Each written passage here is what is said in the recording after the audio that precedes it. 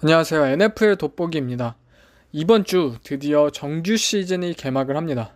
앞서 얘기했듯이 이번 시즌 전 경기 픽 오브 더 게임과 딥다이브 온 게임이라는 주제로 리뷰와 프리뷰를 진행할 것입니다. 단순히 누가 터치다운을 몇 개 했네, 몇 야드를 갔네, 누가 승리했네, 이런 진행은 하지 않을 것입니다. 그건 그냥 ESPN 들어가서 스코어 뉴스란 보면 되는 거잖아요.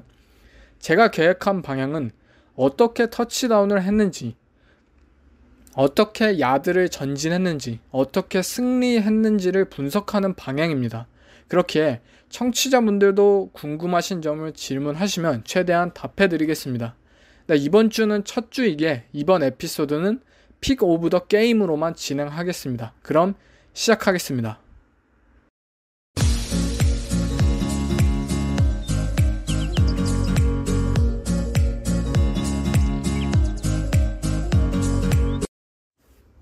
가장 먼저 개막전인 패커스 대 베어스와의 경기.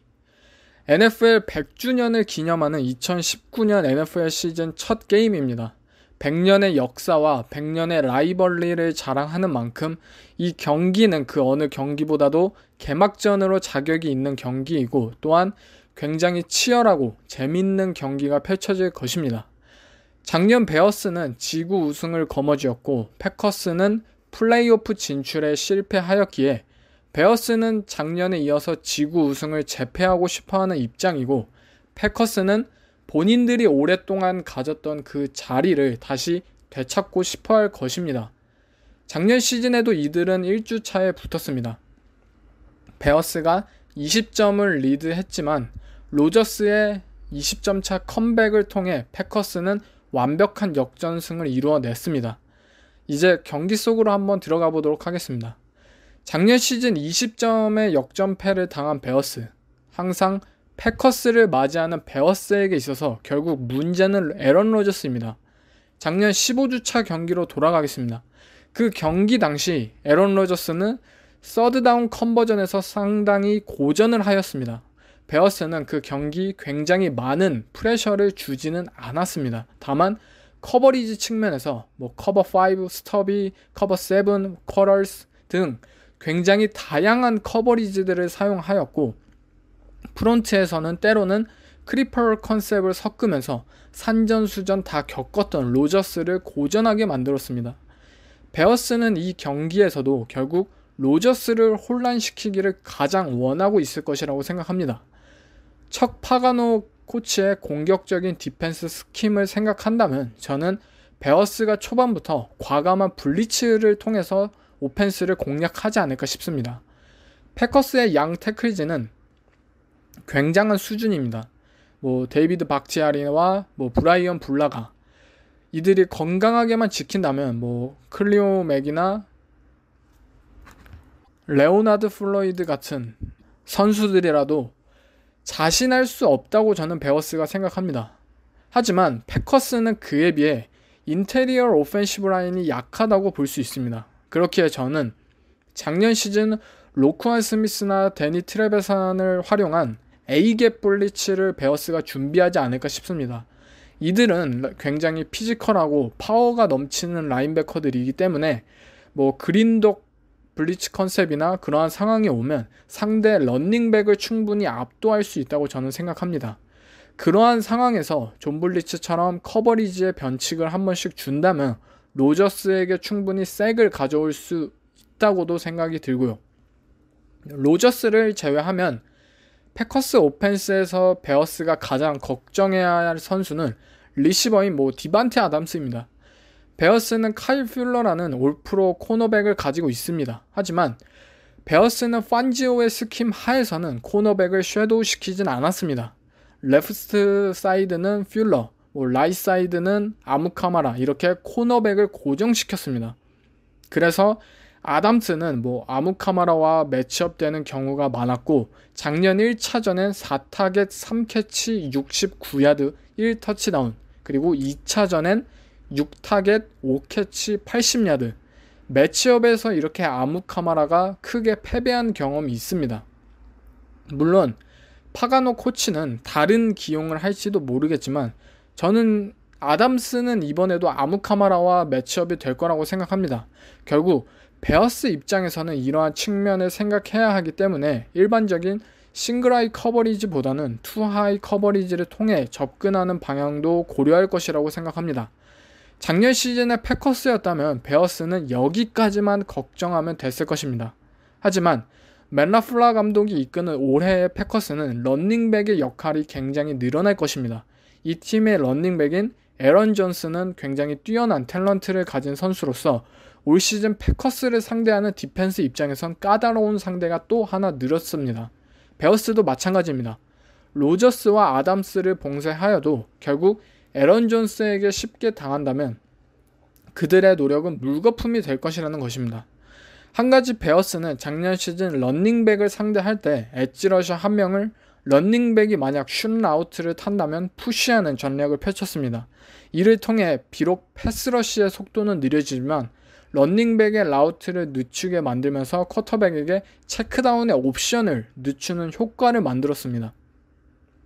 베어스가 이 경기에서도 이런 컨셉을 플레이하지 않을까 싶고 판지오 코치가 아닌 파가노 코치 하에 첫 디펜스를 보여줄 것입니다.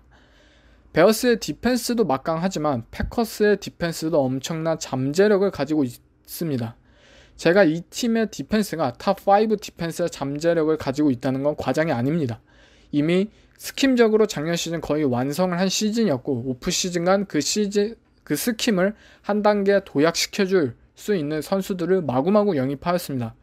마이크 패틴의 디펜스는 결국 블리츠, 크리퍼, 심프레셔 컨셉으로 혼란 그 자체를 유도하고 그것을 이용하는 컨셉입니다. 베어스의 오펜시브 라인은 카일 롱을 제외하면 빅네임은 있다고 할 수는 없지만 작년 시즌 상위권의 프로텍션을 보여주었고 카일 롱이 건강하게 뛸 수만 있다면 상당히 만만치 않은 그룹이라고 생각합니다. 패커스의 입장에서는 그렇게까지 쉽게 프레셔를 압박하지는 못할 것 같고요. 또한 베어스에게는 굉장히 많은 스킬 포지션 선수들이 있습니다. 타릭 코엔은 무슨 플레이를 어디서 펼칠지 모르는 선수이고 만약 패커스가 블리츠 상황의 라인베커를 코엔에게 매치업 시킨다면 저는 미스매치로 인한 빅플레이가 하나쯤은 나오지 않을까 싶습니다. 또한 알렌 로빈슨, 테일러 게브리엘, 앤서니 밀러, 트레이 벌튼 등 플레이메이커들이 굉장히 가득한 베어스의 오펜스 진이고요. 한 가지 패커스 입장에서 믿을 수 있는 것은 자이얼 알렉산더라는 코너백의 존재입니다. 베어스의 넘버원 리시버인 알렌 로빈슨을 상대로 괜찮게 플레이해주지 않을까 싶고 작년까지 베어스에 있었던 아드리안 아모스의 세이프티의 존재는 베어스 리시버들의 모든 습관 그리고 상대법을 훤히 꿰뚫고 있을 것입니다. 결국 패커스의 입장에서는 커버리지에는 생각보다 자신이 있을 것이고 어떻게든 쿼터백을 압박하는 데 중점적으로 디펜스 플랜을 짜오지 않을까 싶습니다. 트루비스키는 프레셔 상황에서 발을 통해 플레이를 창출할 수 있는 선수이지만 패스로는 정확한 디시전과 패스 정확성을 기대하기는 힘든 선수입니다. 그 상황을 패커스가 노려서 하나의 픽 정도는 가져오지 않을까 싶습니다. 하지만 저는 2019년 NFL 첫 경기의 승자는 그린베이 패커스로 갑니다. 작년 베어스는 정규 시즌 홈에서 7승 1패를 기록하였습니다. 베어스 홈에서 펼쳐지는 개막전이기 때문에 경기는 치열하여도 베어스가 디펜스의 힘으로 로저스를 최소한 막아주지 않을까 싶습니다.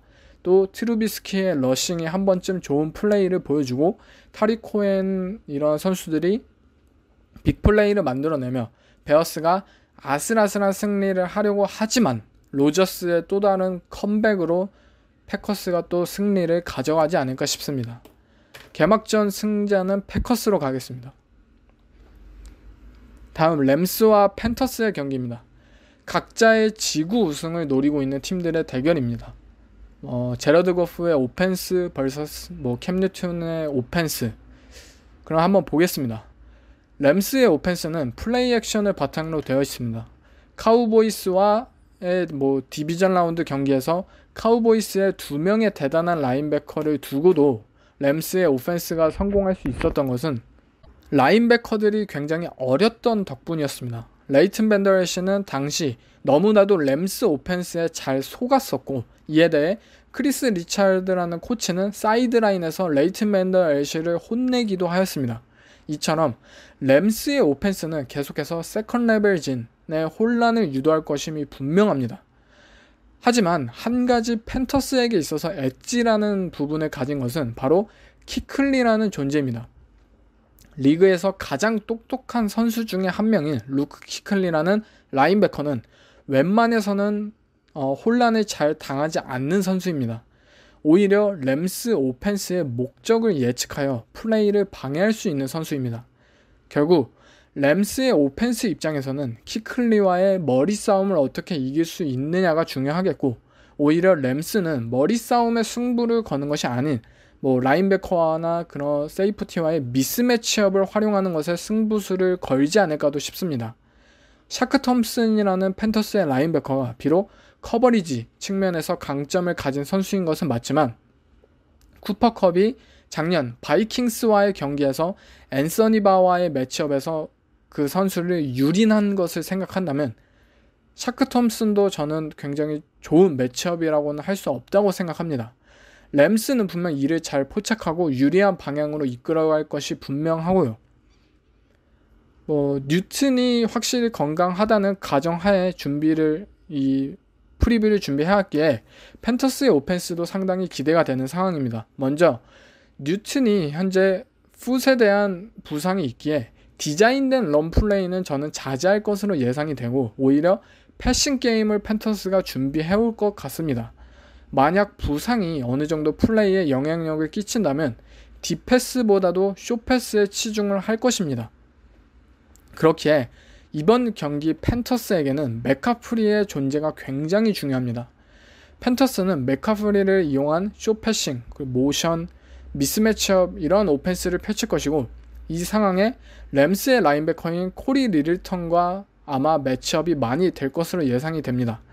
리들턴이 커버리지에 강점이 있는 라인베커이긴 하지만 작년 챔피언십전에서 알빈 카마라와의 매치업에서 잘 따라가지도 못한 것을 생각하면 맥카프리와의 매치업도 상당히 확실치 못한 상황입니다. 또한 램스가 이를 대비하여 가벼운 패키지를 간다면 CJ 앤더슨이나 뉴튼 본인을 이용한 파워 러싱을 통해 팬터스는 오펜스를 조정할 기회도 있을 것 같고요. 한 가지 램스의 디펜스에서 굉장히 엣지를 가진 것은 인테리어 디펜시브 라인 싸움입니다. 에런 도널드는 막을 선수가 없습니다. 거기에 팬터스의 가드진은 좋지 않은 상황이고요. 웨이드 필립스는 주로 언더프론트를 러싱 디펜스로 사용을 하는데, 팬터스의 레프트 가드 자리가 확실한 스타터가 없는 자리이기에 팬터스는 아마 에런 도널드에게 엄청나게 이 부분에서 뚫릴 것으로 예상이 됩니다. 이처럼 팬터스의 오펜스는 어떻게 에런 도널드를 집중 마크하느냐도 관건인 경기겠고요. 저는 이 경기 램스의 승리로 갑니다. 팬터스도 물론 강한 팀이지만 에런 도널드 혼자서도 팬터스의 오펜시브 라인을 부술 수 있는 상황이고, 만약 뉴튼이 정말 풋 부상으로 풀 컨디션으로 플레이할 수가 없다면 이는 램스에겐 막아야 할 가지수를 충분히 줄여주는 것이고, 고프의 오펜스보다 더 많은 득점을 올리기엔 힘들 것 같습니다. 램스의 1승입니다. 레드스킨스와 이글스, 디비전 라이벌 간의 대결입니다. 얼마 전 조시 닥슨을 방출하였고, 조던 리드는 커리어 7번째 뇌진탕을 당했으며 트렌트 윌리엄스는 아직도 홀드아웃을 끝내지 않고 있습니다. 레드스킨스의 스타터로서는 케이스 키넘이 나옵니다. 또한 만약 트렌트 윌리엄스가 나오지 못한다면 이 팀은 이글스의 강력한 D라인에 질질 끌려다니는 모습만을 보일 것입니다. 작년에도 이글스는 레드스킨스와의 매치업 2번 모두 이겼고 2차전엔 무려 셧아웃까지 기록했습니다. 이 경기도 그럴 가능성이 상당히 높습니다. 레드스킨스의 디펜스가 분발을 해줄 것 같지만 이글스의 안드레 딜라드가 추가된 오펜시브 라인은 정말 엄청납니다. 이글스의 손쉬운 승리로 갑니다. 다음 빌스 대 제츠입니다. 디비전 라이벌이자 드래프트 동기 간의 대결입니다. 샘 다놀드와 조시 알렌, 이 두 선수가 얼마나 발전을 거두느냐에 따라서 이번 시즌 디비전 페이트리어츠를 잡거나 또는 패치에 이어 패권을 잡을 팀의 윤곽이 드러날 시즌이라고 저는 생각이 되는데요. 아담 게이스 감독은 션 맥더머트 감독에게 1승 3패를 기록했습니다. 지금까지. 하지만 돌핀스와 버팔로 빌스, 즉 홈 어드밴티지 차이가 컸던 그러한 지금까지와는 다르게 제치와 빌스는 사실상 그러한 경기 외적인 요소와의 대결보다는 사실상 실력의 대결이 경기를 좌지우지할 것입니다. 먼저 빌스의 오펜스는 프리시즌간 굉장한 변화를 주었습니다. 얼마 전 주전 러닝백이었던 르션 맥커이를 방출하였고, 이는 데빈 싱글터리를 주전으로 기용하겠다는 뜻이기도 하고요. 또한 프리시즌간 빌스의 오펜스는 작년 시즌 후반 계속 보여주었던 MT셋을 통해 조시 알렌은 어깨 그리고 발을 통해 넓게 필드를 이용하는 법을 보여주었고요. 필드를 넓게 이용하겠다는 건 이번 경기에서 굉장히 중요합니다. 그 이유는 제치의 디펜시브 코디네이터인 그렉 윌리엄스 코치의 스킴과 관련되어 있기 때문입니다. 그렉 윌리엄스는 세이프티를 굉장히 깊게 배치하는 특성이 있습니다. 10야드, 12야드 이렇게 배치를 하지 않고 20야드 아니면 25야드 엄청나게 깊게 말입니다. 세이프티를 깊게 배치하는 이유는 불필요한 행동을 줄이기 위해서입니다. 10야드, 12야드 이러한 뎁스를 가지고 있다면 세이프티는 상대 쿼터백 또는 리시버에 따라서 백페달을 밟든지 또는 힙을 턴하든지 이렇게 세이프티에게 움직이는 효과를 만들어냅니다. 왜냐하면 상대에게 반응하기 위해서. 그렉 윌리엄스라는 코치는 이것이 불필요하다고 생각하는 것입니다. 그렇기에 처음부터 깊은 뎁스를 유지한 채 상대 쿼터백을 계속 노려보고 불필요한 움직임을 버린 채 최소한의 움직임으로 최대한의 효과를 내라는 것입니다. 하지만 이러한 특성은 빌스를 상대하기엔 치명적입니다. 만약 세이프티가 20야드 이상의 뎁스를 유지한다면 빌스는 조시 알렌이 가진 발을 활용할 기회가 늘어난다는 점입니다. 거기에 더불어 갭 스킴을 굉장히 잘 사용하는 팀이기에 디자인된 러싱 플레이가 나올 수도 있는 상황이고, 현재 에이버리 윌리엄스라는 제치의 라인베커가 시즌 아웃으로 빠진 이 라인베커진에서 넓은 필드를 커버할 선수는 오직 CJ 모슬리밖에 없다는 것입니다.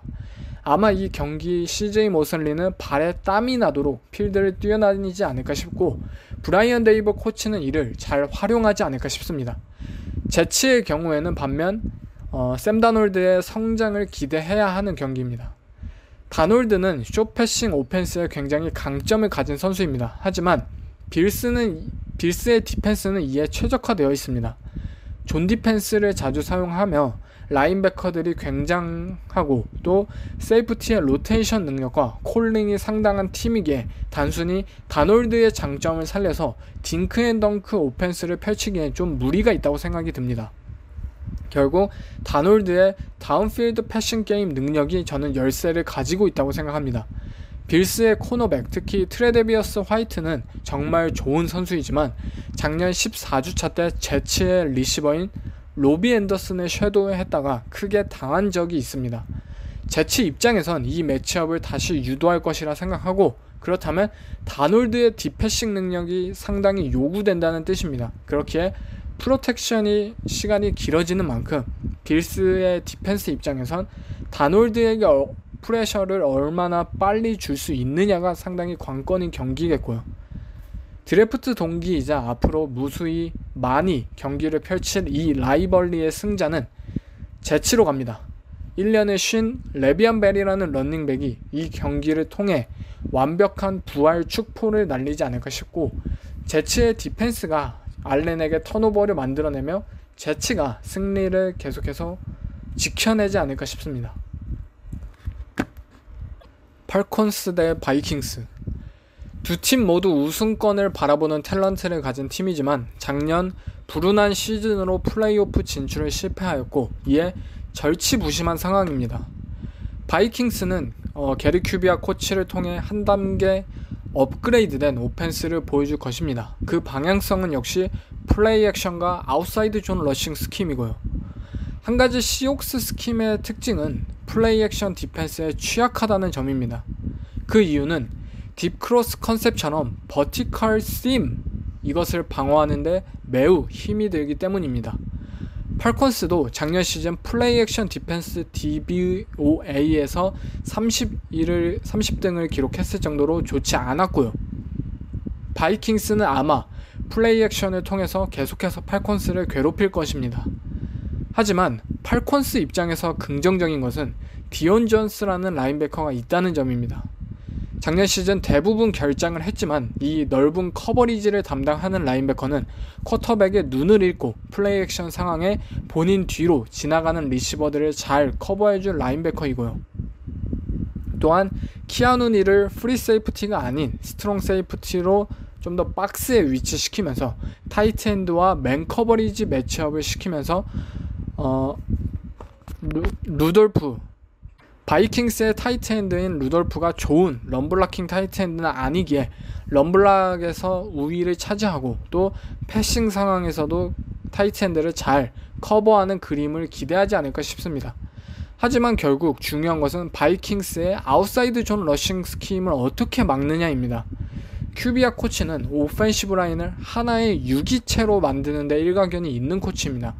탤런트가 그리 뛰어나진 않아도 아웃사이드 존 러싱 스킴의 특성에 맞게 오펜시브 라인 전체가 하나가 되어 움직이게 만들 수 있는 그러한 능력을 가진 코치이기에 팔콘스 입장에선 이를 굉장히 조심해야 하는 상황이고요.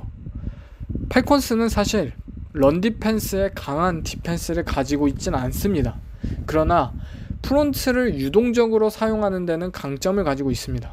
스턴트 플레이를 즐겨하고 또 엣지 러셔와 인테리어 디펜시브 라인의 자리를 섞으면서 러싱 블락을 바이킹스의 빈약한 오펜시브 라인 탤런트를 최대한 이러한 혼란을 통해서 막으려고 할 것 같습니다.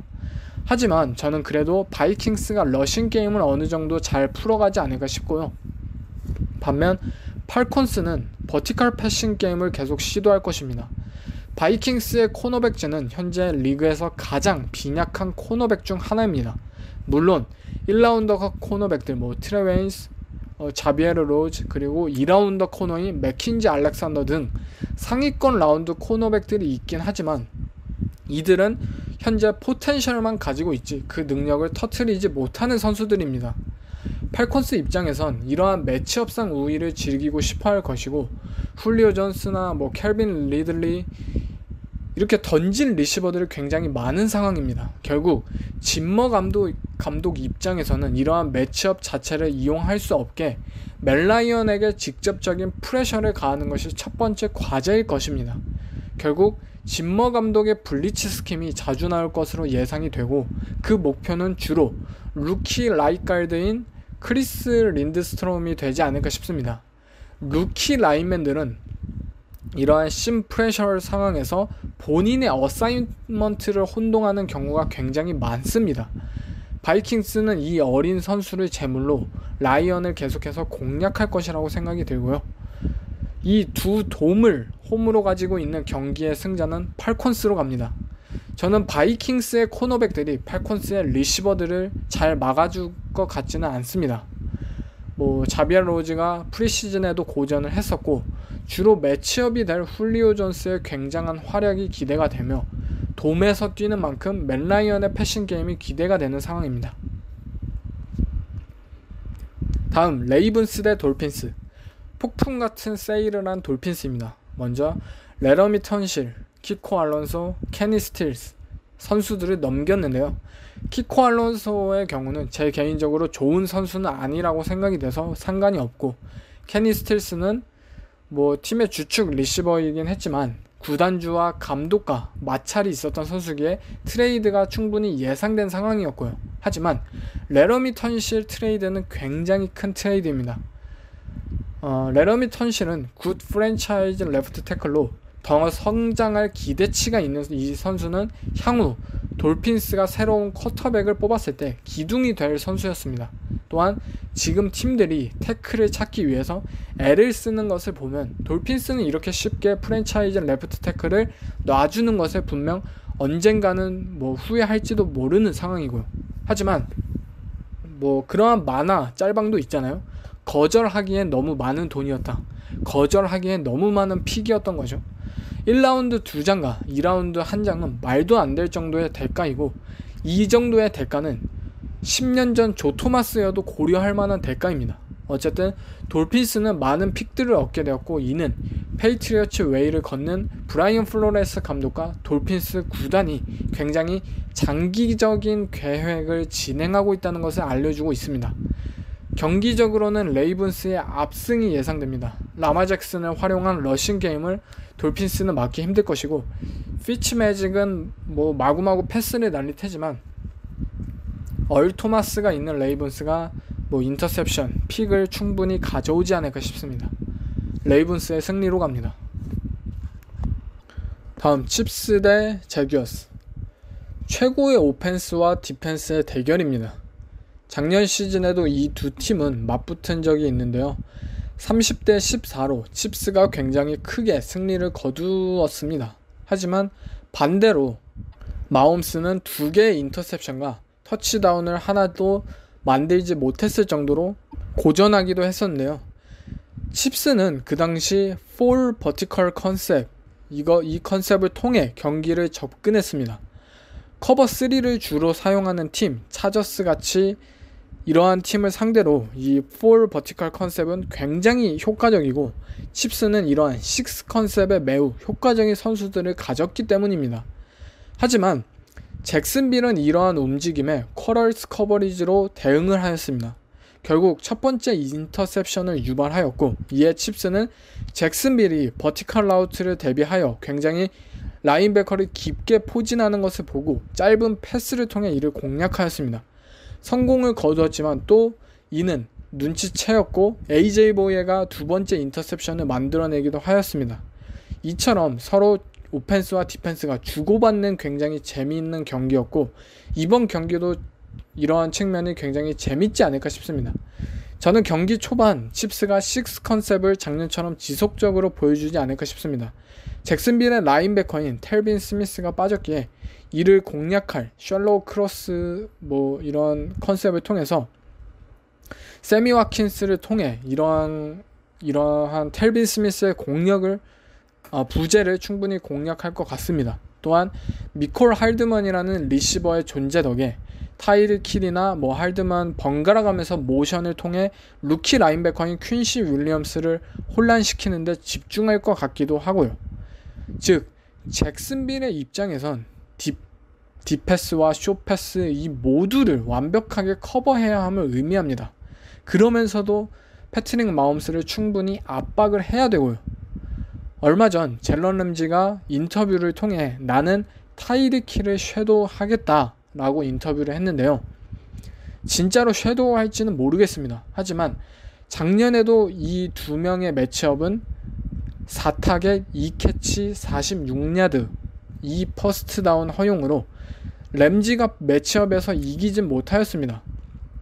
또한 힐을 램지가 커버한다면 다른 리시버들이 날뛸 확률이 굉장히 높겠고요. 결국 잭슨빌이 이 인터뷰를 따를지는 모르겠지만 제가 생각하는 건 타이르 킬은 브레킷 커버리지를 통해 더블 커버리지 패치가 사용했던 것처럼 그렇게 해서 막고, 와킨스나 트래비스 켈시를 램지가 커버하는 게 좀 더 나은 방향이 아닐까 싶습니다. 한 가지 제가 예측이 되지 않는 것은 잭슨빌이 과연 조시 알렌을 어떻게 활용하냐입니다. 작년에도 마홈스는 드랍백에서 41.5%로 프레셔에 시달렸고 색도 내주었습니다.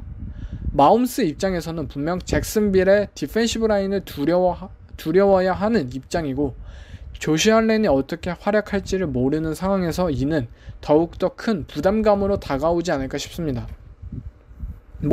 이렇기 때문에 저는 셜로우 크로스 같은 컨셉들이 패치 오펜스의 키가 되지 않을까도 생각하고요.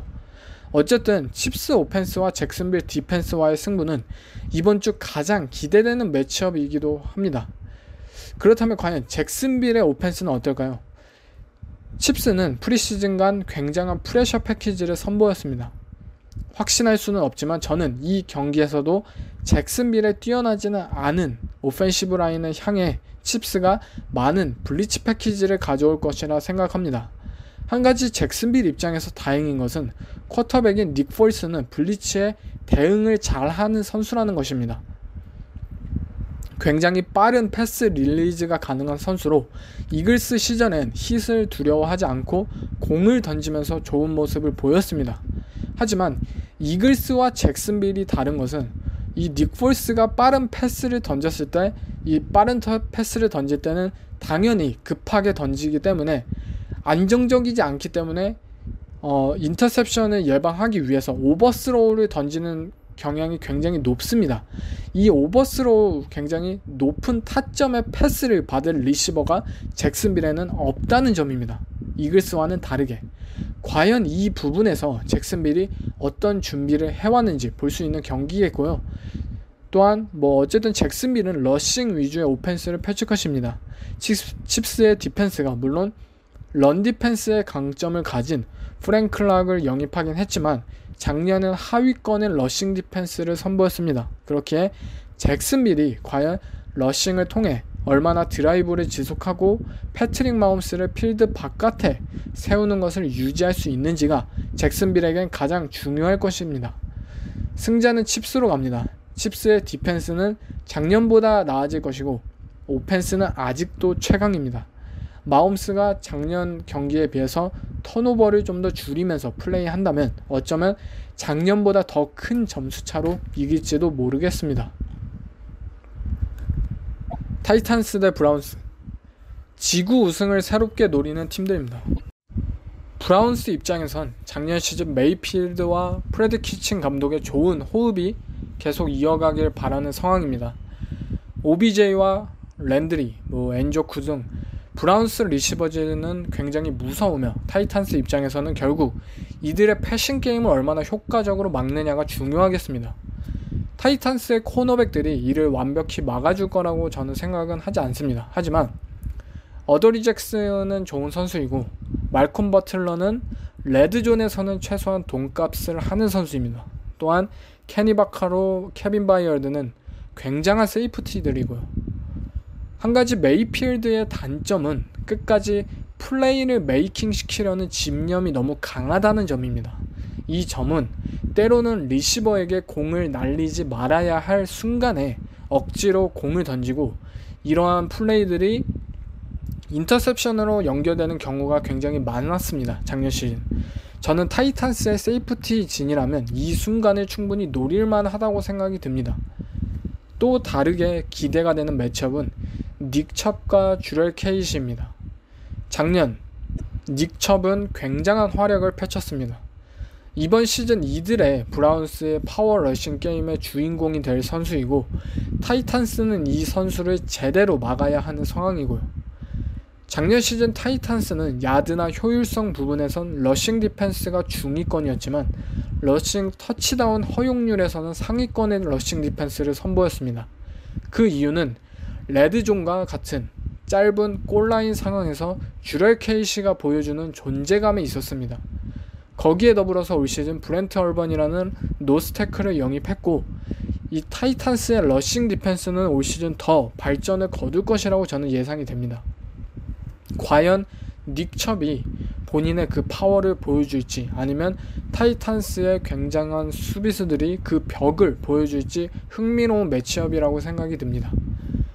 타이탄스의 윅 1 1주차 스타터는 딱히 정해짐이 없을 정도로 혼란이 왔을 정도로 마리오타에 대한 신뢰가 없는 상황입니다. 거기에 더해서 악재는 레프트 태클인 테일러 루안의 징계입니다. 마리오타는 안정적인 플레이를 진행할 수는 있는 그러한 선수는 아닌데 여기에 더해서 주전 레프트 태클이 빠지고 상대하는 팀의 라이트사이드 디펜시브 엔드가 마일스 게럿이라는 것은 마리오타 입장에선 재앙입니다. 결국 짧은 패스를 스스로 공간을 창출하여 잡아줄 수 있는 타이탄스의 아담 험프리스가 굉장히 중요한 게임이겠고 하지만 스티브 윌크스라는 코치는 존 커버리지를 베이스로 사용하는 코치이기에 어쩌면 마리오타를 유도하고 픽6를 가져올 만한 찬스를 만들어낼 수도 있다고 생각합니다. 경기의 승자는 브라운스로 갑니다. 사실 저는 타이탄스의 디펜스를 굉장히 좋아하고 또 타이탄스의 승리로 마음이 기울기도 했지만 과연 마일스 게럿을 테일러 르완 없이 어떻게 막을지 모르겠습니다. 브라운스의 첫 승으로 갑니다. 콜츠 대 차저스. 이번 주 최고의 매치업이 될 수도 있었지만 럭의 은퇴와 함께 그 기회는 날아간 경기입니다. 모두가 이 경기가 일방적으로 끝날 거라 지금은 생각하지만 어쩌면 이 경기는 이번 주 가장 치열한 경기가 될지도 모르겠습니다. 차저스는 현재 덜윈 제임스와 러셀 오쿵이 IR에 올라가 있고 멜빈 골든이 계속해서 홀드아웃을 하고 있는 만큼 팀의 주축들이 많이 빠진 상황입니다. 분명 전력이 많이 약화된 상황이고 콜츠는 이 기회를 잡아야 할 겁니다. 그렇다면 이들이 빠진 차저스에 대해 콜츠는 어떻게 플레이를 할 수 있을까요? 덜윈 제임스가 빠졌다는 것은 먼저 콜츠의 타이트 엔드들에게 이득인 상황입니다. 커버리지 측면에서 좋은 모습을 보여준 DJ이기에 콜츠처럼 타이트 엔드를 많이 활용하는 팀에게는 이는 분명한 이점입니다. 멜빈 골든이 빠졌다는 것은 콜츠의 디펜스가 좀 더 커버리지에 집중할 수 있다는 이점이고요. 러셀 오쿵의 부재는 리버스에게 있어서 공을 더 빨리 던지게 만들 수 있는 이점이 되겠고요. 즉, 콜츠는 모든 부분에서 차저스와 좀 더 쉽게 해볼 만한 자신감에 차 있을 것입니다. 단 하나, 쿼터백 자리만 빼고요. 앤드류력 vs 필립 리버스가 아니고 자코비 브리셋 vs 필립 리버스는 분명 김이 빠지는 매치업입니다. 하지만 브리셋은 준수한 선수입니다. 더군다나 콜츠는 리그 최고의 오펜시브 라인을 가지고 있고 프랭크 라이트 감독은 엄청난 플레이 콜러입니다. 작년 시즌 앤드류력만을 위한 그러한 오펜스 준비를 마쳤던 것처럼 자코비 브리셋 전용 플레이 콜링을 준비했을 것이라 생각하고 저는 어쩌면 이 경기 자코비 브리셋이 리그를 놀라게 만들지도 모른다고 생각합니다. 그렇지만 차저스의 승리로 가겠습니다. 잉그램 보사 패스러시 듀오는 콜츠의 강력한 오펜시브 라인을 몰아붙일 것으로 예상이 되고 필립 리버스는 오펜시브 라인이 좋지 않더라도 최소한의 점수는 뽑아줄 수 있는 그런 선수입니다. 경기 초반은 비등하게 가겠지만 후반 브리셋이 실수를 하나 정도 하고 그걸 차저스가 성공시키면서 차저스의 승리로 그대로 끝나지 않을까 싶습니다. 벵갈스 대 시옥스. 저번주 팟캐스트에서 저는 시옥스의 디펜스 탤런트가 너무 부족하다라고 말을 했었습니다. 이 디펜스로 플레이오프에 가면 피트 캐롤은 신이라고 했었습니다. 역시 피트 캐롤은 피트 캐롤이었습니다. 피트 캐롤이 대단한 점은 본인들의 상황을 정확히 인지할 줄 안다는 그러한 감독이라는 것입니다.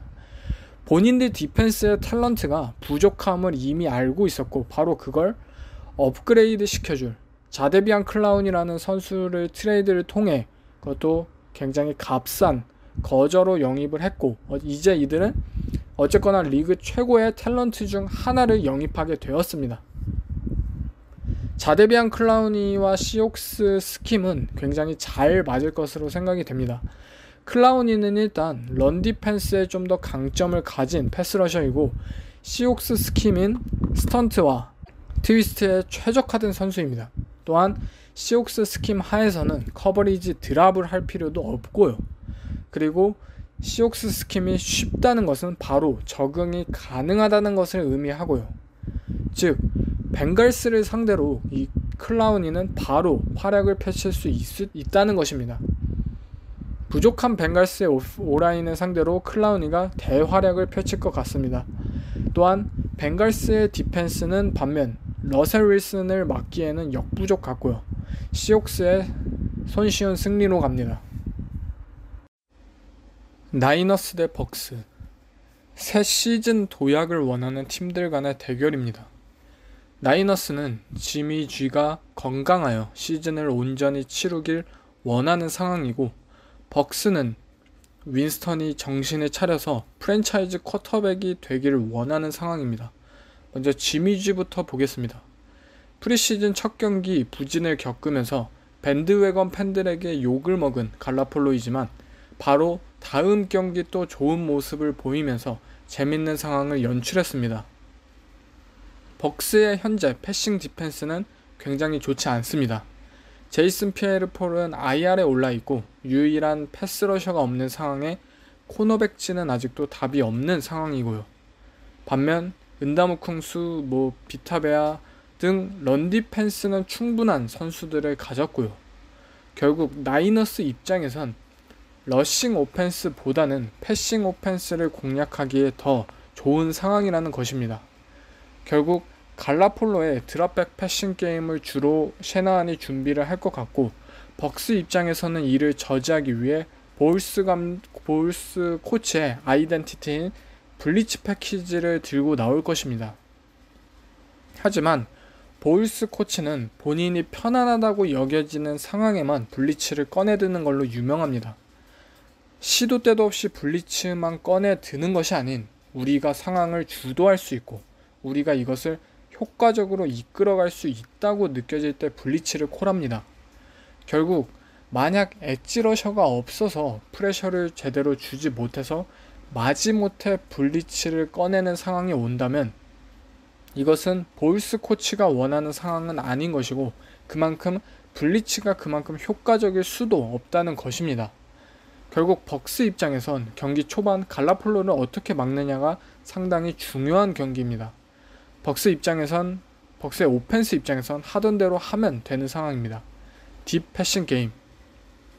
리차드 셜먼을 제외하면 하위권 탤런트를 가진 나이너스의 세컨더리진이기에 벅스의 리시버들, 마이크 에반스, 크리스 가딘, 오제이 하워드 등 매치업상 우위를 점할 수 있는 선수들이 굉장히 많습니다.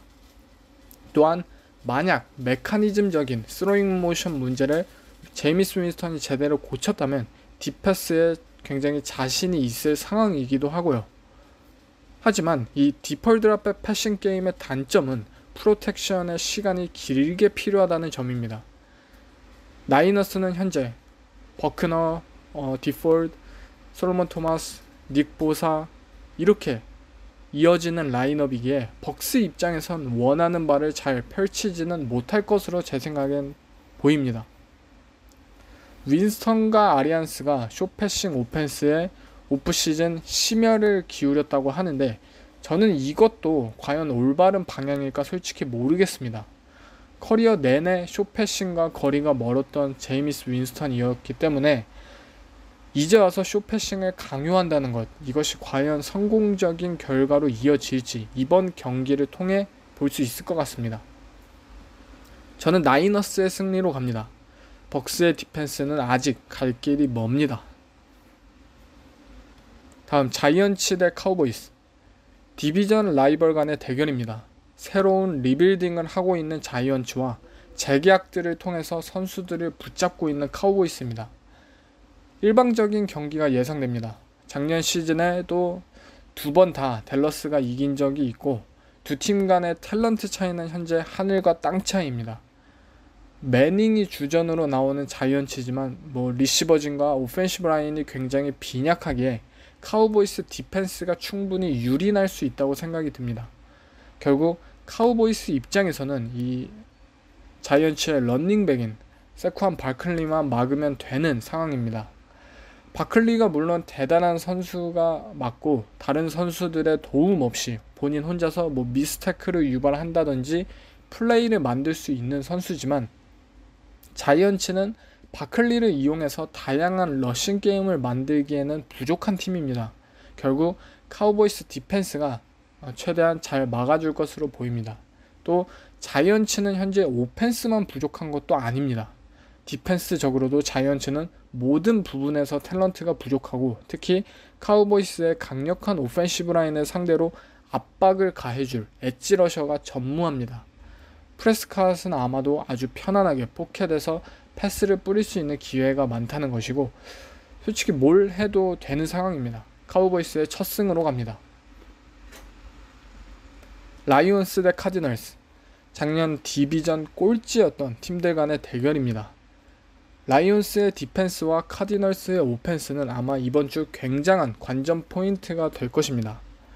또한 이 경기 카디널스의 오펜스를 통해서 킹스버리 감독이 과연 프리시즌 보여주었던 하드한 에어레이드 마인드를 가져갈지 아니면 NFL에 맞춰 그 마인드를 조정할 것인지 방향성 또한 엿볼 수 있는 경기입니다. 작년 시즌 맷 패트리샤 감독은 램스와의 경기를 통해서 램스의 오펜스를 막는 법을 리그에 알려주었습니다. 동일한 철학을 가진 벨리첵은 이를 적극적으로 이용하여 슈퍼볼 우승을 차지하였고요. 결국 어쩌면 이 경기를 통해서 패트리샤 감독이 킹스버리 감독을 막는 법을 리그에 널리 알려줄 수도 있는 굉장히 중요한 경기가 될 수도 있습니다. 패트리샤 vs 킹스버리 한번 보겠습니다. 패트리샤는 먼저 맨 커버리지 감독입니다. 벨리첵의 제자로 많은 스킴, 철학적 유사성을 가지고 있으며 항상 공격적인 프론트 운영, 패키지 운영을 가져갑니다. 킹스버리, 특히 텍사스 테크 대학이 속해 있는 이 빅12 컨퍼런스의 특징은 굉장히 다양한 디펜스 패키지들을 맞이한다는 것입니다. 또한 선수들의 사이즈가 작고 벨리첵 스킴인 세컨더리 중심의 디펜스에 어쩌면 킹스버리는 이러한 유사성을 가진 디펜스를 맞이하는데 더욱더 어쩌면 자신이 있을 수도 있습니다. 결국 저는 중요한 것은 킹스버리에게 있어서 중요한 것은 결국 메쉬 컨셉이 되지 않을까 싶습니다.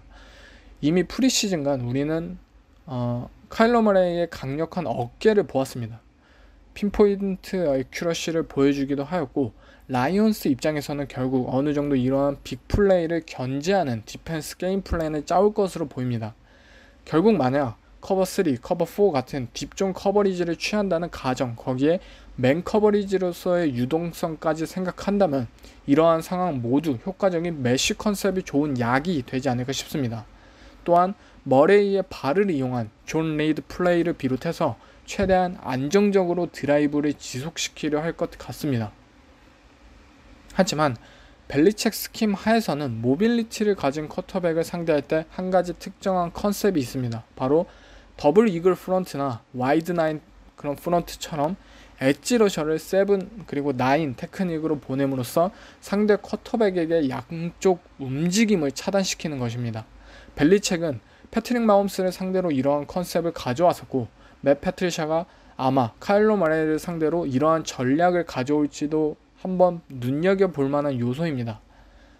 라이온스 오펜스 입장에선 러싱이 굉장히 중요할 것입니다.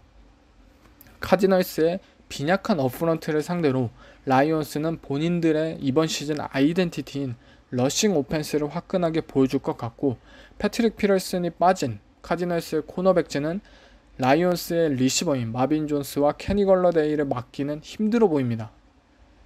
벤스 조셉 디펜시브 코디네이터는 결국 블리치 패키지를 통해서 매튜 스태포드를 직접적으로 압박시키려고 할 테지만 이는 더 큰 화만 불러오지 않을까 싶습니다.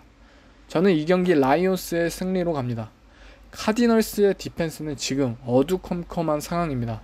또한 킹스버리가 처음 맞이하는 코치가 패트리샤인 것은 상당히 불운한 게 아닐까 싶습니다.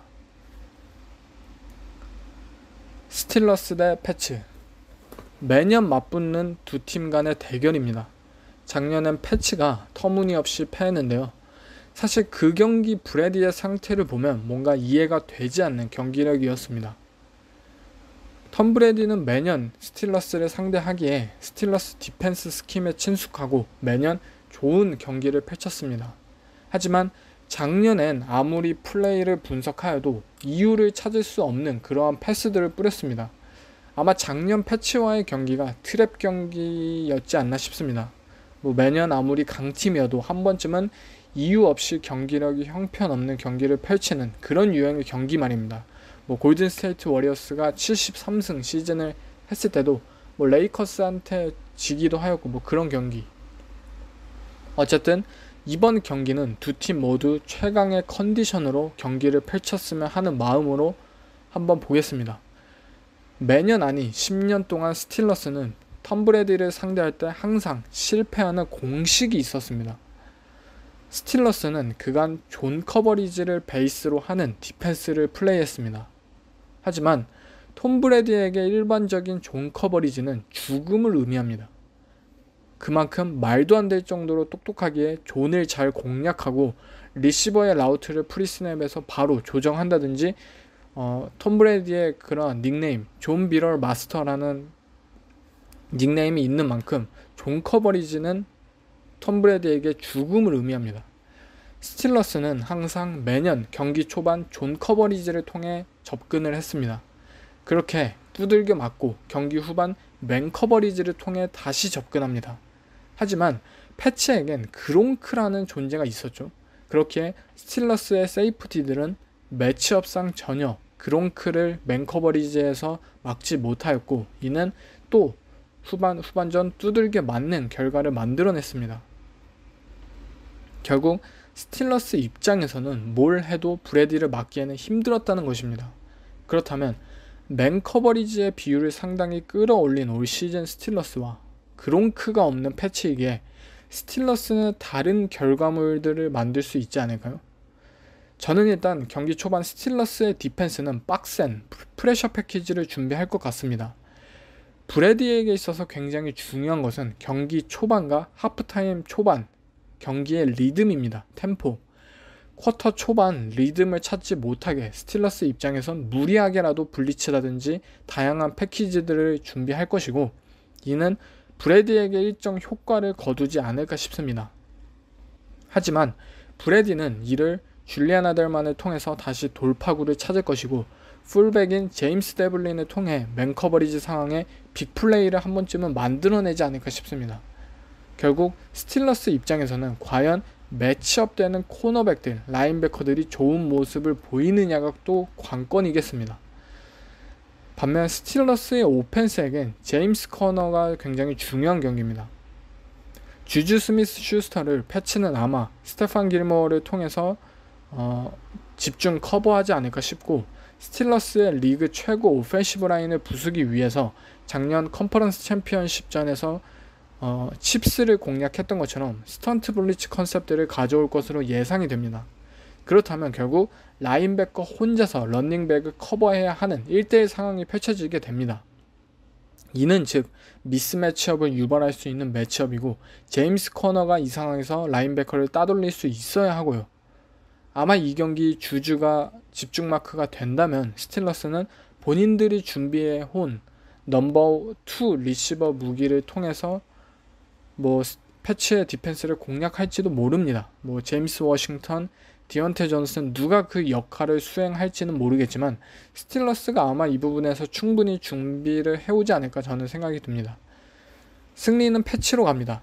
아무래도 패치의 홈이고 또한 패치는 항상 스틸러스를 상대로 잘 플레이해왔고 저는 그 중심에 그롱크라는 기둥이 있었다고 생각하지만 그롱크가 없는 올 시즌 벨리책은 분명 무언가를 또 준비해오지 않았을까 싶습니다.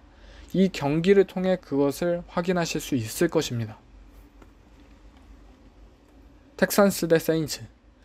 떠오르는 신성 쿼터백 그리고 마지막 불꽃을 태우는 노장 쿼터백 간의 대결입니다. 텍산스는 현재 클라우니가 빠진 만큼 디펜스의 위력이 저하되었고 턴시를 영입한 만큼 오펜스의 위력이 상승된 상황입니다.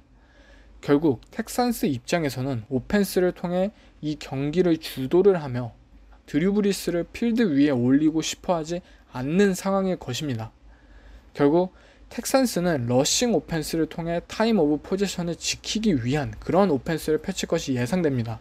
하지만 텍산스 입장에서 좋지 않은 것은 주전 러닝백인 라마 밀러가 아웃된 상황이라는 것입니다. 이에 대한 대비책으로 칩스로부터 카를로스 하이드를 영입했습니다. 현재. 그러나 카를로스 하이드는 작년 시즌 리그 최악의 러닝백 중 하나였습니다. 아직도 부족한 오펜시브 라인을 가진 텍산스가 이 선수를 통해 러싱으로 경기를 주도할 수 있느냐? 저는 솔직히 회의적으로 보입니다. 또한 세인츠는 작년 러싱 디펜스 야드에서 전체 2위의 수준급의 러싱 디펜스를 보유했고요. 결국 텍산스는 본인들의 플레이북에 적혀진 것이 아닌 드셔나슨 스스로의 힘으로 또 한번 세인츠의 디펜스를 뚫어야 하는 상황이 올 것입니다. 하지만 세인츠의 디펜시브 코디네이터인 데니스 알렌은 이를 매우 잘 공략할 줄 아는 코치입니다. 분명 왓슨에게 블리츠를 통해서 한 번쯤 그 기회를 색이 됐든 펌블이 됐든 최대한 억제시키지 않을까 싶습니다. 그렇게 텍산스 입장에선 디안드레 홉킨스의 의존도가 상당히 높은 경기가 펼쳐지지 않을까 싶습니다.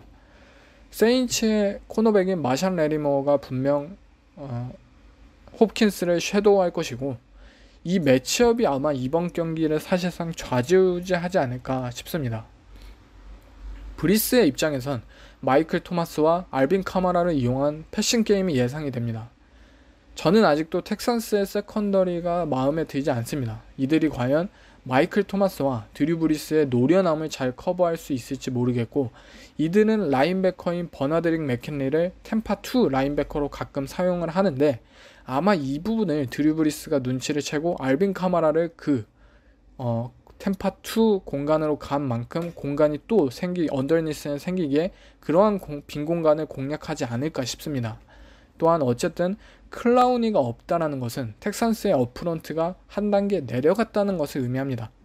위트니 머실리우스를 더 많은 엣지러셔 스냅으로 보내서 이 부분을 채우려고 할 테지만 어쨌든 클라우니가 없다라는 점은 세인츠의 강력한 오펜시브 라인을 자신있게 부수기엔 힘들어 보입니다. 저는 이 경기 세인츠의 승리로 갑니다. 어쩌면 싱겁게 끝날 수도 있는 경기라고도 생각이 듭니다. 세인츠의 홈이고 그 세인츠 돔구장의 시끄러운 관중들의 함성은 아마 텍산스의 오펜스를 저지해주지 않을까 싶습니다. 브론코스 대 레이더스, 디비전 라이벌 간의 대결입니다. 빅 판지오 감독의 디펜스 vs 존 그루데 감독의 오펜스. 저는 브론코스의 승리로 갑니다. 브론코스는 분명 한 단계 업그레이드된 디펜스를 보여줄 것입니다. 물론 이는 레이더스도 마찬가지입니다. 하지만 이 빅 판지오 감독의 현재 디펜스 스킴들을 존 그루덴 감독이 자신있게 뚫어내지는 못할 것 같고 만약 덴버의 오펜스가 러싱을 중심으로 최대한 안정적으로 턴오버 없이 경기를 마친다면 레이더스의 오펜스가 그만큼 충분한 득점을 얻어주기에 무리처럼 보입니다. 브론코스의 첫 승으로 갑니다.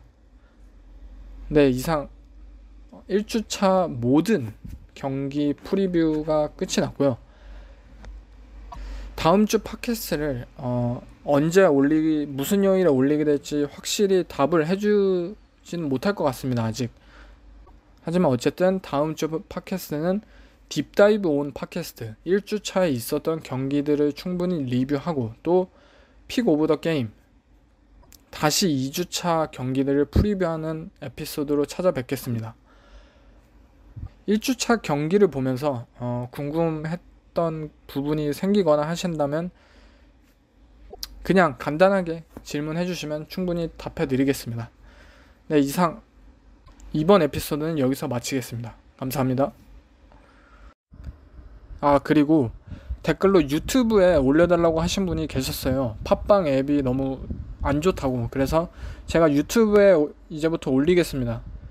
유튜브 채널 이름은 풋볼이 조아가 히읗이 들어가는 것이 아니고 받침 없이 조아라고 치시면 나오실 것입니다. 그리고 이 유튜브에는 단순히 팟캐스트 음성 파일 뿐만이 아니고 제가 플레이를 매주 분석해서 어떻게 플레이가 됐다 간단하게 영상 같은 것을 올려드릴 테니까 좀 더 좀 전문적인 그러한 지식이 아직 부족하신 분들은 간단한 영상을 통해서 좀 더 쉽게 이해할 수 있을 거라고 저는 생각이 듭니다.